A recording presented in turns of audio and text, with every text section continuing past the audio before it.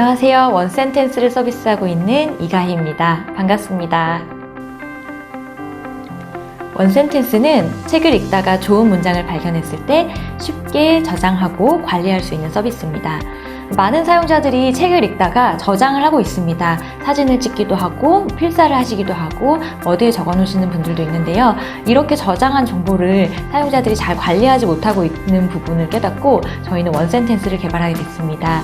그래서 원센텐스는 책을 읽다가 발견한 영감을 쉽게 저장하고 나에게 다시 상기시켜주면서 그리고 다른 사람과도 그 영감을 공유할 수 있는 서비스입니다. 저희는 쉽게 저장할 수 있는 방법을 고민합니다. 그래서 텍스트로 입력을 할 수도 있지만 사진을 찍고 그 사진 위에 밑줄을 그으면 그것을 텍스트로 변환해주는 기능을 제공합니다.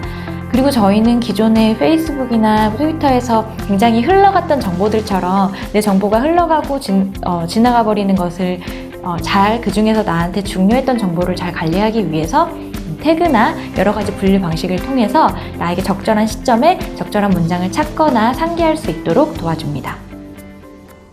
원센텐스는 저의 4번째 창업 아이템입니다. 통신사에 다니다가 3년 반 정도 다니다가 모바일에서 서비스를 하기에 지금이 적기라는 생각이 들어서 회사를 나와서 창업을 하게 됐습니다.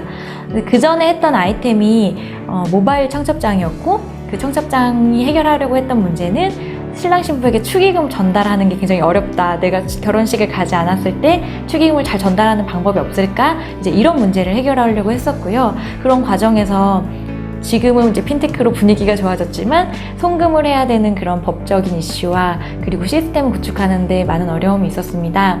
그러던 와중에 저희 팀원들이 책도 많이 읽고 책을 읽다가 이렇게 문장 같은 거 밑줄도 치고 하는데 이런 거 잘 관리하는 툴이 없네? 라는 이제 사소한 아이디어에서 시작해서 이 아이템을 하면 굉장히 린 스타트업으로 빨리 검증을 하면서 할 수 있겠다라고 시작을 해서 원센텐스를 이제 피보팅을 해서 원센텐스를 가게 되었습니다.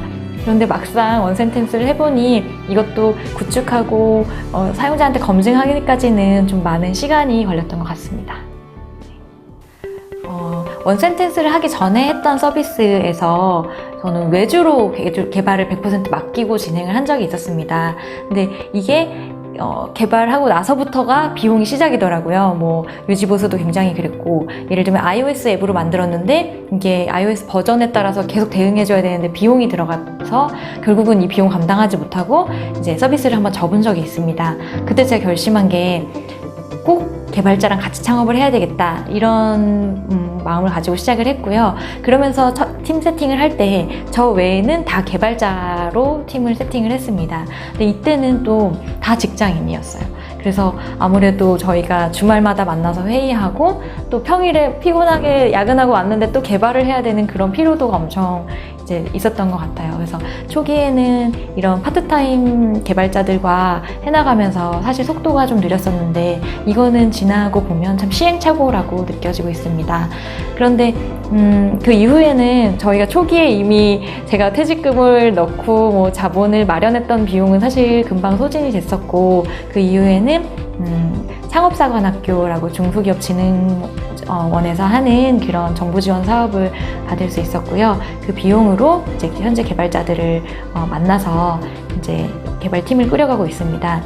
근데 사실 지나고 보면 이 개발을 하는데 결국은 시간이 제일 많이 들었던 것 같아요. 근데 제가 개발은 하면서도 좀 더 심플하게 MVP를 워드프레스로 만들거나 블로그로 하거나 페이스북 페이지에서 하면서 저는 계속 검증을 하고 나중에 사이트가 개발됐을 때 이 사용자들이 이쪽으로 진입될 수만 있게 조금 더 미리 진행할 수 있을 방법이 많았던 것 같은데 이제 그렇게 하지 못한 게 굉장히 아쉽습니다. 그치만 좀 이제 본격적으로 팀 세팅이 되고 진행을 하면서 겪었던 어려움 중에는 저희가 타겟이 도서 인구다 보니까 주변에서 바라보는 시선이 독서 인구 줄어드는데 도서시장 줄어드는데 과연 그 아이템이 되겠냐라는 그런 좀 부정적인 피드백을 많이 받았습니다. 특히 뭐 VC나 이제 이런 분들을 만날 때 사실 시장에 대한 매력도가 많이 좀 떨어지는 것에 대해서 고민을 했는데요. 근데 제가 직접 도서시장을 부딪혀보고 좀 겪어보니까 실제로는 독서를 많이 하는 인구들은 책 읽는 양이 절대 줄지 않고 있거든요. 그리고 지금까지도 어떤 이런 독서 컨텐츠는 어떤 문화의 가장 근간이 되는 힘이기 때문에 앞으로도 50년은 건재할 사업이구나라는 그런 것을 깨달을 수 있었습니다. 또 한편으로는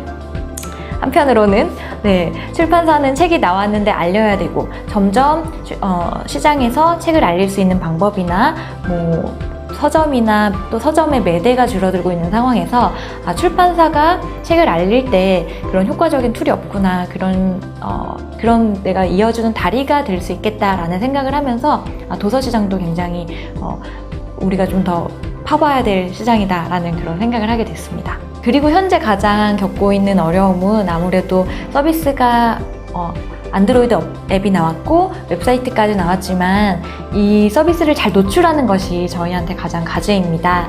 이제 스타트업이다 보니까 마케팅 예산은 많지 않은 상황에서 책을 많이 읽으시는 분들이 저희 주 타겟이기 때문에 어떻게 하면 이분들한테 도달할까? 우리 서비스를 어떻게 하면 더 많은 사람들한테 알릴까? 이런 고민들을 하고 있고요.